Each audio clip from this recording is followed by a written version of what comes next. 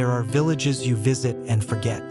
And then there are villages that stay with you long after you have left, like a dream you cannot shake off.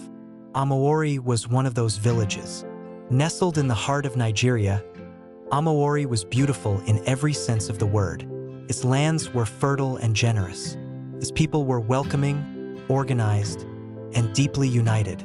When matters concerning the village needed to be discussed, every man gathered at the village square and spoke with one voice. But there was something else about Amuri that set it apart from every neighboring community. Fear. Not the fear that comes from violence or war, but a deeper, older, more mysterious kind of fear. The kind of fear that made a man stop and think twice before stepping foot into Amuri. The kind of fear that made relatives grab your arm and whisper, "Don't go there." Every family in Amuri had a shrine in their home. Every compound carried the presence of the ancestors. And standing above all of them, the most powerful, the most feared, the most respected force in the entire region, was Anuogulugu. Anuogulugu was not just a shrine. It was the heartbeat of Amuri.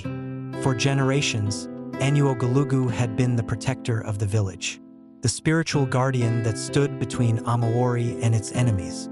When neighboring villages looked at Amuri with envy or aggression, Anuogulugu fought back in ways that no human army could match. It was powerful beyond description.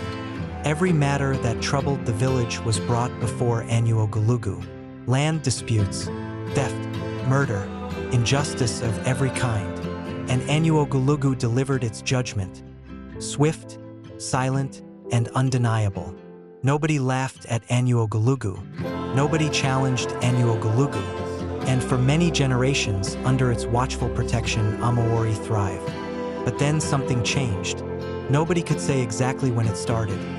But slowly, quietly, the village began to notice things. Young men were dying suddenly. Youth who should have been in the prime of their lives were struggling, unable to progress, unable to build, unable to move forward. Calamities that had no explanation began visiting Amuri one after another.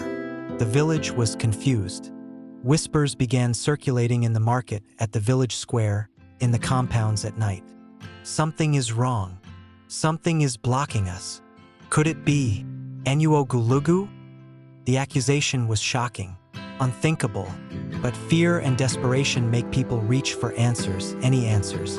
And so the pastors came. One after another they arrived in Amuri. Men of God carrying Bibles and bold proclamations. The people listened. The people hoped, and one by one, every single pastor pointed in the same direction. Your problem is that shrine. Anuogulugu is the source of your suffering. Destroy it, and you will be free. The youth of Amuri were furious and desperate in equal measure. They had watched their friends die. They had watched their progress stall. They had watched their village suffer for too long. They gathered at the palace of King Chinemelu, hundreds of them, demanding action, and the king made his declaration. Every shrine in Amuri must be abolished, every one of them destroyed. The youth moved like a storm, house by house, compound by compound. They swept through Amuri, destroying every shrine they found, the sacred objects of their ancestors. Items that had been carefully kept and honored for generations were pulled down, broken, and burned. And then they came for Anuogulugu, the great shrine that had protected Amuri for as long as anyone could remember. The guardian that had fought their enemies and delivered justice for their people was brought down. Churches rose in its place. Pastors flooded into Amuri. The people sang and celebrated, convinced that a new era of blessing and progress was about to begin. They waited and waited and waited, but nothing changed. The sudden deaths did not stop. The youth continued to struggle. The calamities continued to visit. If anything, things seemed to get worse. And then King Chinemelu died. After his death, something terrifying began to happen. The people who had been most involved in destroying the shrines, the ones who had led the charge, who had swung the first blows, who had been proudest of what they had done, began dying, one by one. Accidents, unknown sicknesses, sudden collapses with no medical explanation. Amuri was gripped by a new kind of fear, darker and more confusing than anything they had faced before. The pastors had no answers. The churches had no solutions. And slowly, painfully, the people of Amuri began to ask the question that nobody wanted to ask. What have we done? Doubt crept into the hearts that had once been so certain. People who had celebrated the destruction of Anuogulugu began to whisper differently now. We made a mistake. We listened to strangers who did not know our land. We abandoned our own gods. The debate tore through Amuri like a slow fire. Some blamed the church. Some blamed the pastors. Some blamed themselves. And then a new king emerged, Ojemba. King Ojemba was a man who looked at his suffering village and made a decision that divided opinions but could not be argued with by the results that followed. He took Amuri back to its roots. Cows were slaughtered. Native doctors arrived. Rituals were performed on sacred ground.